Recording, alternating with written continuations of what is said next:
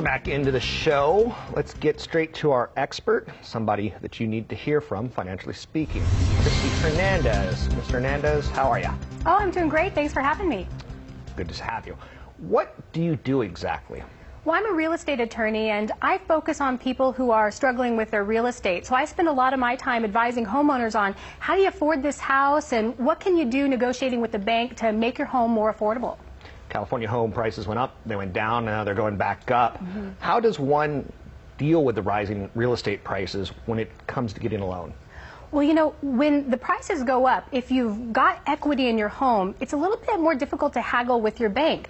One of the criteria for home loan modification is that you're experiencing hardship. And so if you can just sell your home and get out of the debt to your bank, it's very hard to get approved for a loan mod. What I work with clients for mostly is people who are dealing with a property who's underwater. And so even though the market is rising, a lot of homeowners in the Bay are still finding that the property's underwater. And so they meet that hardship criteria, and they are able to still negotiate with the bank to get a cheaper price on their mortgage. So you help with loan modifications of underwater properties. I'm sure there's other things that you do in the real estate market. How are the rising interest rates? Because we've recently seen the 10-year jump, so thus the 30 years following it. It's more expensive to borrow. How are the rising interest rates helping or hurting modifications? It's caused a major change in the quality of the loan mods that my clients are able to get. A lot of people get what's called an in-house loan mod. It's where you go directly to your lender and you haggle for a better deal on the home. And what we're seeing is as the standard interest rates for someone who's buying a new home are going up, the quality of the loan mods people are getting are going down. So where it used to be you might be able to negotiate a 2% interest rate for your home in a loan mod, now we're seeing those interest rates given in the loan mods really mirroring the current market rates. So people are starting to get more like 4 or 5% interest rates. So if you've already got 6% on your current mortgage and you can't afford it, when you go down to 5%, it's really not saving you that much money. So as an attorney, you're probably seeing a lot of people get modifications on their first loans, but they also had home equity lines of credit that they took out. How is that playing in this scenario? Okay, so this is one of my favorite areas. I think anybody with an equity line of credit has really got it examined. Can we do better? Can we make this home more affordable by tackling the line of credit? So a couple ways to do that. I mean, the first way is apply for loan mod on the line of credit. A lot of people think they can only get help on the first.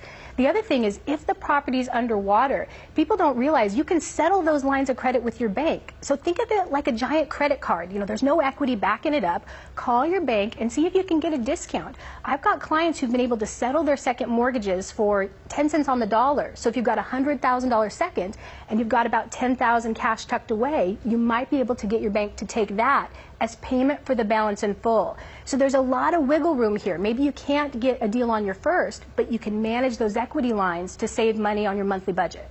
So at this point in time, some homes are still underwater, depending on where you bought. Peninsula roared back, parts of the East Bay not coming back as fast. And you get out to Stockton, maybe they'll never come back.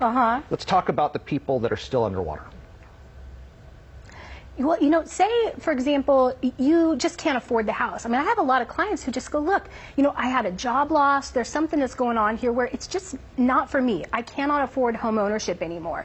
Well, we're really seeing the banks favor short sale right now. And I'm a huge fan of short sale because California law says that if you can get a lender to approve a short sale on your home, you don't have to owe the lender anything. So it's a really good chance to walk away from the house without owing your mortgage company. Now, you need a good realtor and you need someone to sort of walk you through the short sale process, but it's a wonderful way to go. And there are some fantastic tax forgiveness laws that allow you to get out of your primary residence so long as you close escrow on a short sale before the end of the calendar year. Okay, so is that law still in place through this year, or will it go into effect next year as well, as far as getting some favorable tax credits? Well, we don't know. And for those of you Googling it at home, it's the Mortgage Debt Forgiveness Act of 2007. That's the law.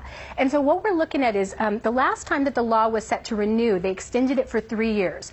Well, it came up again at the end of 2012, and they only extended it for 1 more calendar year.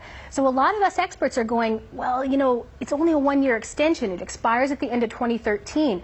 We don't know if they're going to renew it again. Most experts suspect that we need money here at the state and we need money at the federal government. So are they really going to continue doing this tax forgiveness? So I'm encouraging my clients, if you're thinking about getting out, close your short sale before the end of the year, because that's when we know the tax forgiveness is in place.